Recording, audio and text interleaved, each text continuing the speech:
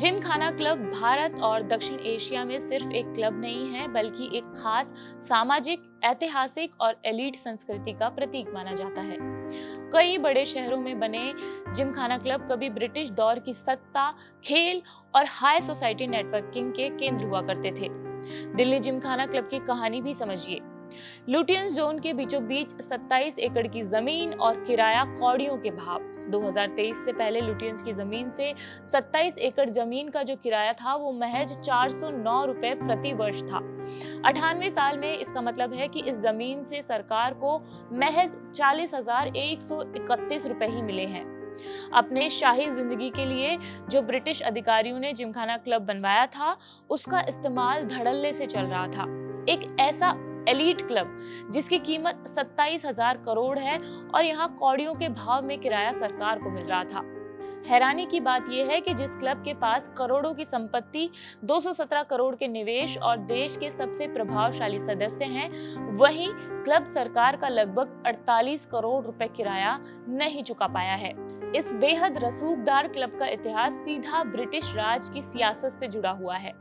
जब साल 1911 में किंग जॉर्ज पंचम ने भारत की राजधानी को कोलकाता से दिल्ली ट्रांसफर करने का बड़ा ऐलान किया था, इसके बाद दिल्ली आए हजारों ब्रिटिश अफसरों को मनोरंजन और पॉलिटिकल चर्चा के लिए एक आलीशान शाम के अड्डे की जरूरत महसूस हुई थी। इसी जरूरत को पूरा करने के लिए 3 जुलाई 1913 को इंपीरियल दिल्ली जिमखाना क्लब की स्थापना की गई थी, जहां अंग्रेज हुक्मरान बैठकर देश को चलाने की नीतियां तय करते थे। इसके अध्यक्ष सबसे पहले कौन थे, वो भी आपको बताते हैं। साल 1928 में तत्कालीन सरकार ने इस क्लब को महज 1,000 रुपए सालाना के टोकन किराए पर यह 27.3 एकड़ जमीन लीज पर आवंटित की थी। इस क्लब की मुख्य ऐतिहासिक इमारत का निर्माण 1930 के दशक में हुआ था, जिसे कनॉट प्लेस और 3 मूर्ति भवन जैसी प्रसिद्ध इमारतों को बनाने वाले British architecture Robert Tor Russell ने डिजाइन किया था।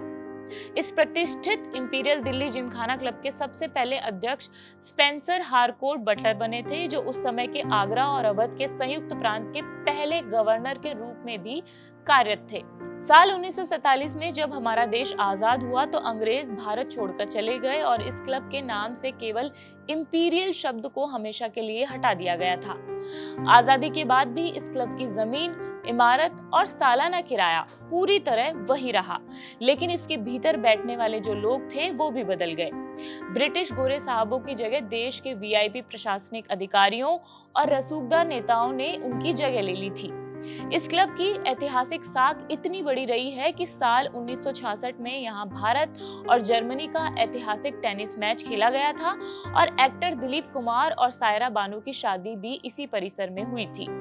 यदि मौजूदा समय में इसके मालिकाना हक और कामकाज को समझें तो इस पूरे क्लब का एडमिनिस्ट्रेशन और संचालन दिल्ली जिमखाना क्लब लिमिटेड नाम की एक नॉन प्रॉफिट कंपनी करती है।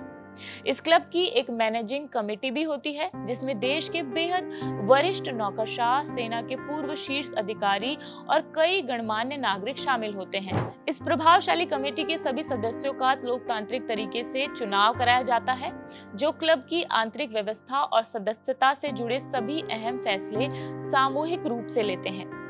वित्तीय आंकड़ों की बात करें तो रिपोर्ट के अनुसार दिल्ली जिमखाना क्लब का कुल सालाना राजस्व लगभग 79.8 करोड़ रुपए के आसपास दर्ज किया गया है, जिसका सीधा मतलब है कि यह क्लब हर महीने औसतन 6.65 करोड़ रुपए की मोटी कमाई करता है।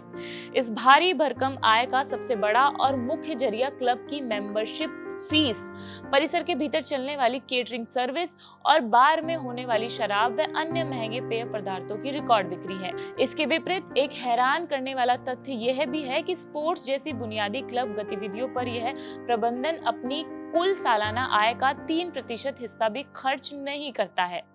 इस बेहद खास और आलीशान क्लब के कुल परमानेंट सदस्यों की संख्या लगभग 12,000 है, लेकिन इसकी कुल सदस्यता का दायरा करीब 14,000 लोगों तक फैला हुआ है।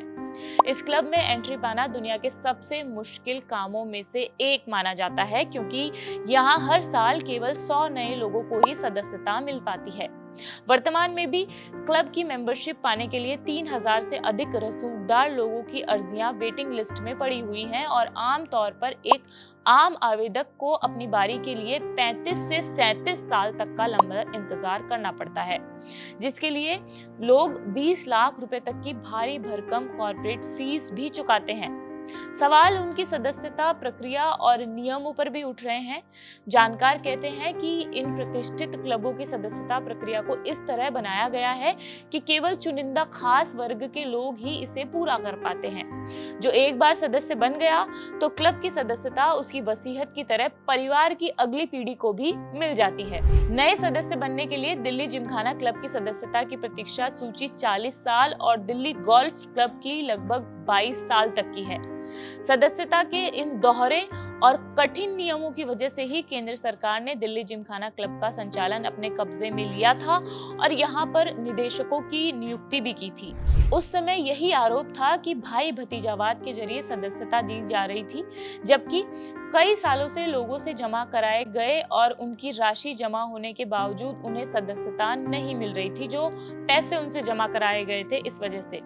हालांकि इसके बाद भी स्थिति में सुधार नहीं हुआ और नई सदस्यता के लिए सरकारी अधिकारियों को और वरीयता मिलने लगी थी। इसके बाद अलग अलग शहरों में कई जिमखाना क्लब बने, जैसे 1875 में बॉम्बे जिमखाना क्लब की स्थापना हुई थी, 1884 में मद्रास जिमखाना क्लब, दिल्ली जिमखाना क्लब और करीब 1913 के आसपास की ब्रिटिश क्लब परंपरा से जुड़ा था और ब्रिटिश काल का प्रतिष्ठित क्लब बेंगलोर क्लब था। अब बात करते हैं कि जिमखाना शब्द कहां से आया है। जिमखाना शब्द ब्रिटिश भारत के दौर में लोकप्रिय हुआ था। ब्रिटिश अधिकारियों ने ऐसे क्लब बनाए जहां घुड़सवारी, पोलो, क्रिकेट, टेनिस, बिलियर्ड्स और सामाजिक समारोह आयोजित होते थे। जिमखाना क्लब इतने महत्वपूर्ण क्यों माने जाते हैं, इस पर भी बात करते हैं। एलीट नेटवर्किंग का केंद्र था ये। ब्रिटिश काल में यहाँ बड़े अफसर, सेना अधिकारी, कारोबारी और राजघरानों के लोग आते थे। आज भी कई जिमखाना क्लबों की सदस्यता बेहद प्रतिष्ठित मानी जाती है। खेल संस्कृति से गहरा जुड़ाव है। भारत में कई खेलों को बढ़ावा देने में जिमखाना क्लबों की बड़ी भूमिका रही है। खास तौर पर क्रिकेट, टेनिस, गोल्फ जैसे खेलों का विकास इन क्लबों से जुड़ा रहा है।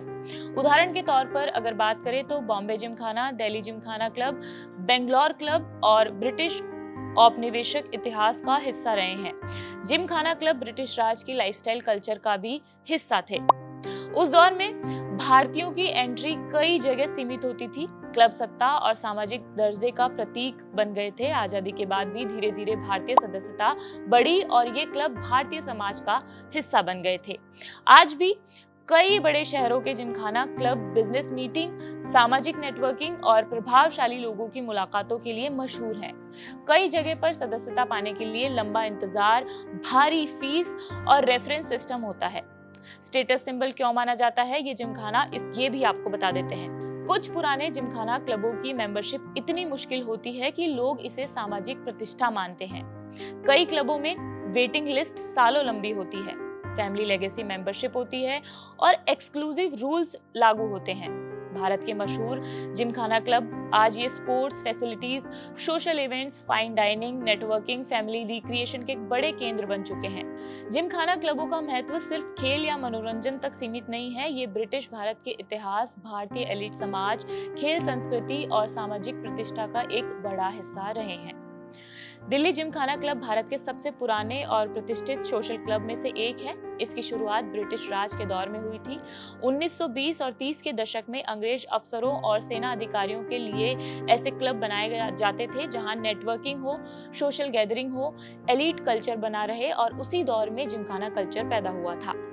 दिल्ली के सबसे वीआईपी इलाके ल्यूटियंस दिल्ली में ये क्लब मौजूद है, यानी वही इलाका जहां संसद, राष्ट्रपति भवन, बड़े मंत्रालय, राजनयिक दूतावास स्थित हैं। इसी वजह से जिमखाना क्लब सिर्फ एक रिक्रिएशनल क्लब नहीं रहा है, बल्कि पावर नेटवर्किंग हब बन गया है। यहाँ सदस्य बनना इतना मुश्किल क्यों है, ये भी बता देते हैं। दिल्ली जिमखाना क्लब की मेंबरशिप लंबे समय से स्टेटस सिंबल मानी जाती रही है। कहा जाता है कि मेंबरशिप के लिए सालों तक वेटिंग रहती थी। कई लोग रिकमेंडेशन के जरिए जुड़ते थे।